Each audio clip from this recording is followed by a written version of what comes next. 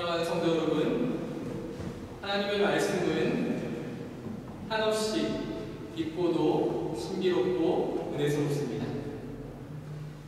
많은 세월을 통해 하나님 말씀을 열심히 보고 또 연구하고 묵상을 해도 그 크신 하나님의 뜻을 깨닫는다는 것은 불가능합니다.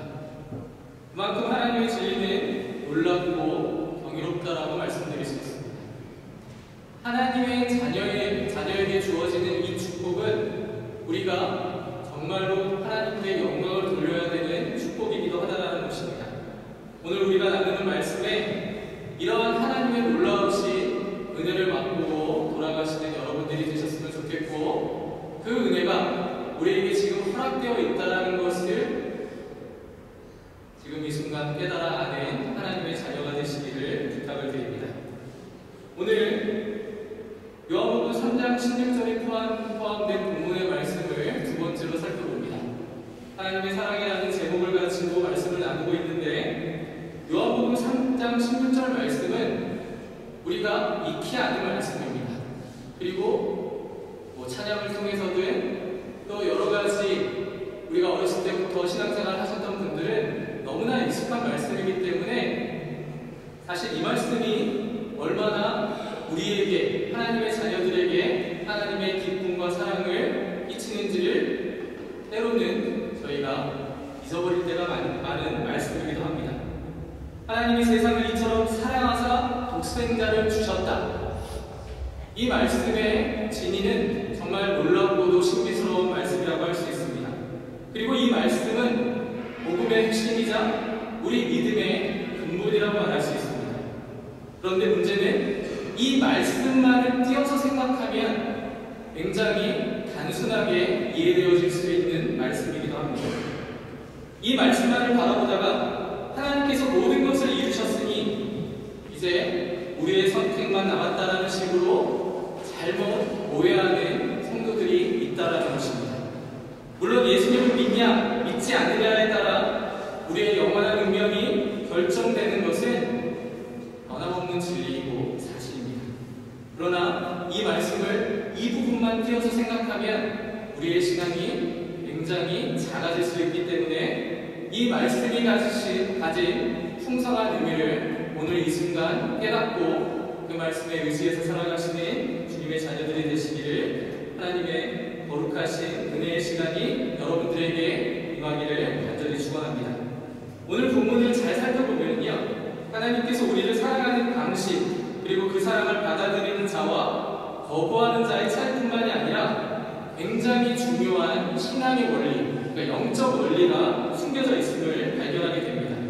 그래서 이 말씀을 이해하기 위해서는 단순히 이 본문만을 띄어서 생각하는 것이 아니라 전 성경에서 말하는 하나님의 놀라우신 진리를 확인해 나가야만 합니다. 그래서 성경 속에 있는 몇 가지 말씀을 같이 좀 확인해 보도록 하겠습니다. 먼저 출애굽기 3장 말씀을 보시면 제가 설명해 드리도록 하겠습니다. 하나님께서 모세를 부르시는 장면이 나오는 본문입니다. 하나님은 이스라엘 백성을 이제 모세를 통해서 애굽에서 인도해 내라고 이렇게 명령하시고 그를 부르시는 장면이 이제 출애굽기 3장에 나오거든요. 근데 흥미로운 점은요, 하나님이 그를 직접 지명해서 불렀음에도 불구하고 모세는요, 굉장히 불신앙적인 모습을 보이고 있다는 것입니다. 하나님께서 명령하시면 우리가 가진 상식으로는 네 하나님 제가 가겠습니다, 이렇게 대답을 해야 된다고 생각하는데 모세는 그러지 않았습니다. 오히려 계속 주저하면서 망설입니다. 출애굽기 3장 11절 말씀을 제가 읽어드리도록 하겠습니다. 모세가 하나님께 이렇게 묻습니다. 제가 누구라고 감히 바로에게 가서 이스라엘을 인도해낼 수 있겠습니까? 이렇게 이야기합니다. 사실 모세의 마음속에는 하나님에 향한 깊은 의문과 불만이 자리 잡고 있었습니다. 젊은 시절에 그는요, 애굽의 왕자였습니다. 그럼에도 불구하고 자기 민족이 고난받고 고통받는 것에 대해서 선한 마음을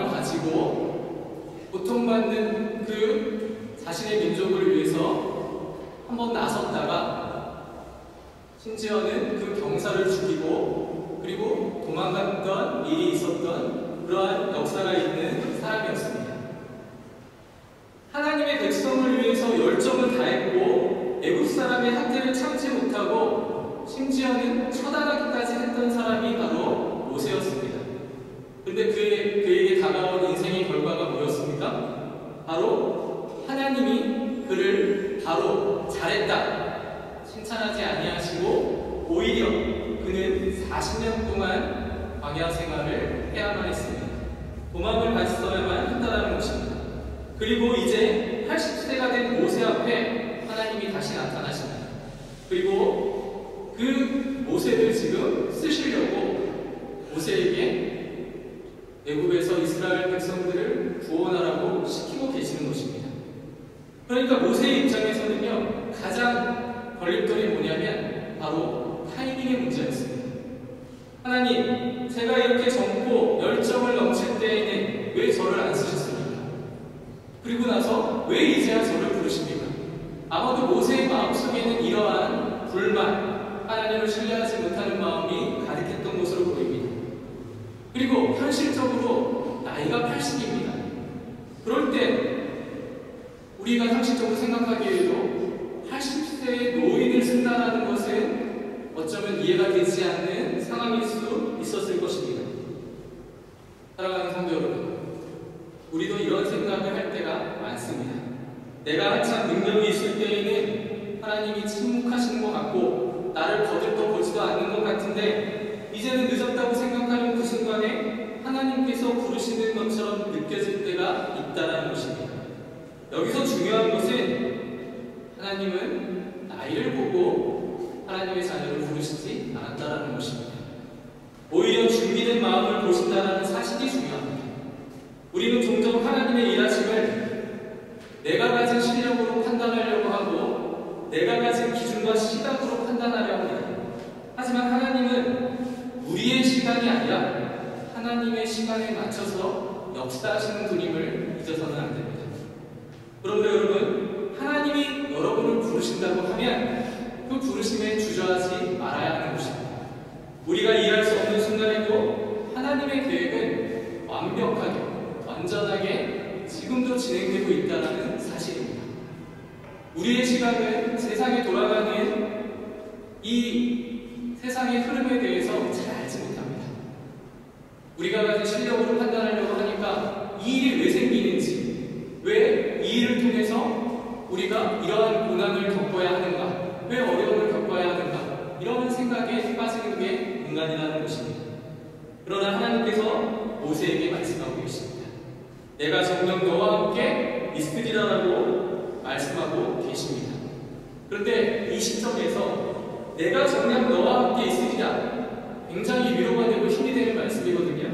그런데 모세에게는 별로 위로가 힘이 되지 않았던 것으로 보입니다. 모세의 입장에서 보면 전혀 위로가 되지 않습니다. 사실 모세는 이 시점까지 하나님을 100% 신뢰하고 있지 못하고 있습니다. 그리고 솔직히 말하자면 하나님이 정말 신뢰할 만한 대상인가 하는 것에 대한 의문까지 있었던 것으로 보입니다. 그러니까 하나님, 제가 왜 가야 합니까? 제가 왜 이제야 가야 합니까? 애굽왕에게 내 백성을 보내라 라고 했다가 만약에 내가 가서 실패하게 되면 어떻게 합니까? 젊었을 때야 실패하면 도망이라도 갈 수 있는 힘이 있지만 지금은 그럴 힘도 없습니다. 모세는 두려웠고 확신이 없었던 것으로 보입니다. 그래서 하나님께 모세는 자기가 할 수 있는 납득할 만한 그러한 증거를 하나님께 그렇게 구하는 것을 볼 수 있습니다. 그런데 여러분, 여기서도 하나님은 모세의 바램대로 그 증거를 시원하게 보여주고 계시지 않는다라고 하는 것입니다. 우리가 보통 증거라고 하면 뭘 생각합니까? 예를 들어 병원에서 의사가 어떤 질병이 의심된다고 하면요, 혈액 검사를 하거나 CT 촬영을 한다거나 여러 가지 검사를 통해서 그 병이 무엇인지를 밝혀내려고 합니다. 그래서 그 검사 결과를 보고 바이러스가 발견됐습니다. 이건 이렇게 치료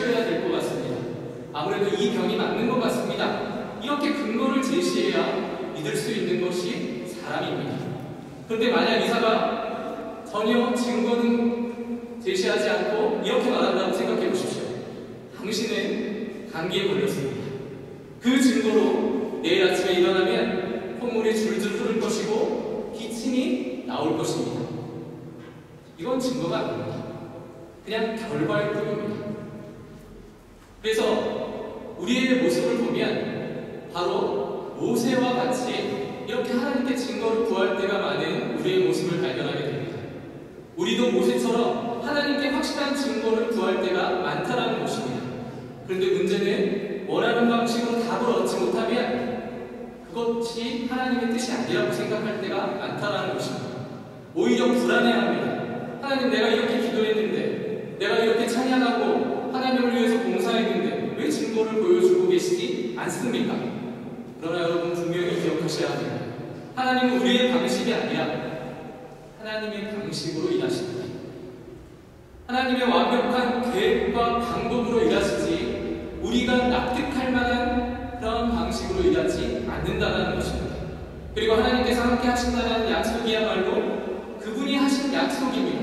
그러면 우리가 신뢰해야 되는데 그 약속을 신뢰하지 않고 증거를 구한다는 것에 문제가 있는 것입니다. 그래서 하나님은 모세에게 이렇게 말씀하십니다. 내가 너와 함께 할 것이다. 내가 백성을 이끌고 나와서 이 산에서 나를 예배하게 될 것이다. 이것이 내가 너를 보낸 증거다.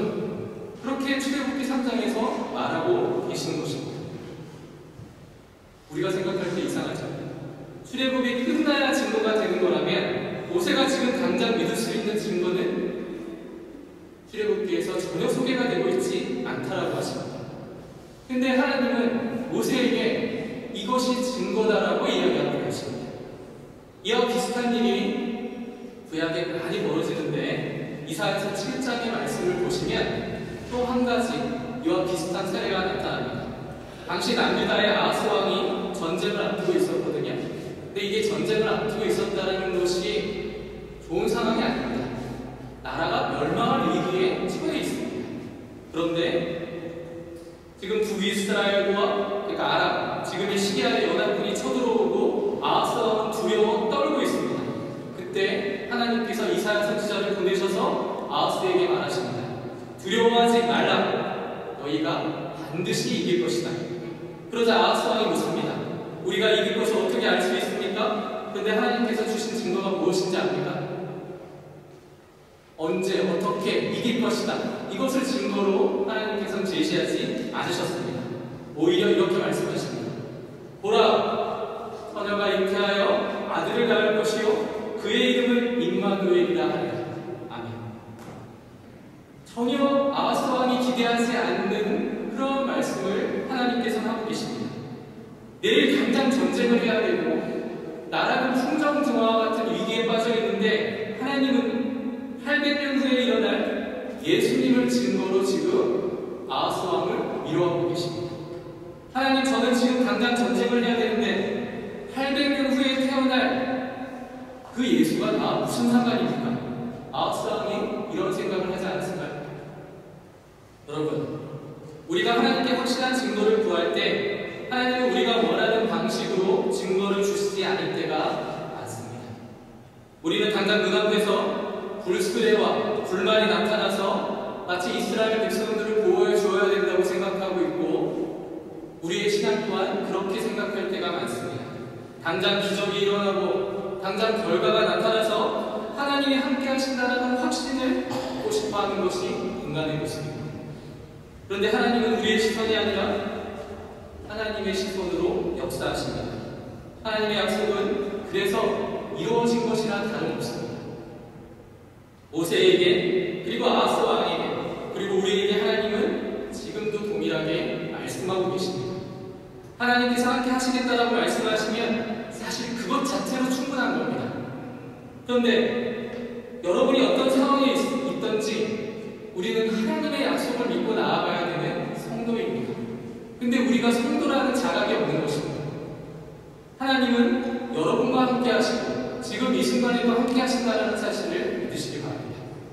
출애굽기 3장 11절 말씀을 제가 읽어드리도록 하겠습니다. 제가 누구에게 바로에게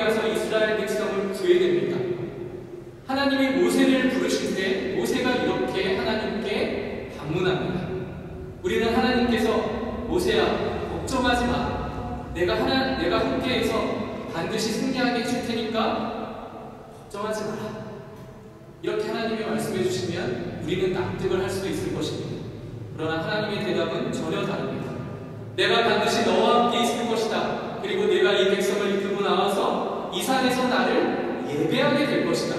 이것이 내가 너를 보낸 증거다. 출애굽기 3장 12절에 이렇게 말씀하고 계십니다. 보십시오. 하나님은 어떻게 이길 것인지에 대해서 말씀하지 않습니다. 다만 결과를 먼저 말씀하고 계십니다. 너희가 출애굽할 것이고 이 산에서 예배하게 될 것이다. 전혀 우리의 상식과 이해 방식으로 하나님 탓하시지 않습니다. 이 말씀은 하나님이 모세에게 주신 사명과 함께 분명한 한 가지를 보여주십니다. 그건 예배의 본질을 얘기하고 계십니다. 하나님은 단순히 이스라엘을 구치하시고 그들을 구원하시기 위한 것으로 끝내려고 하시는 게 아니라는 것입니다.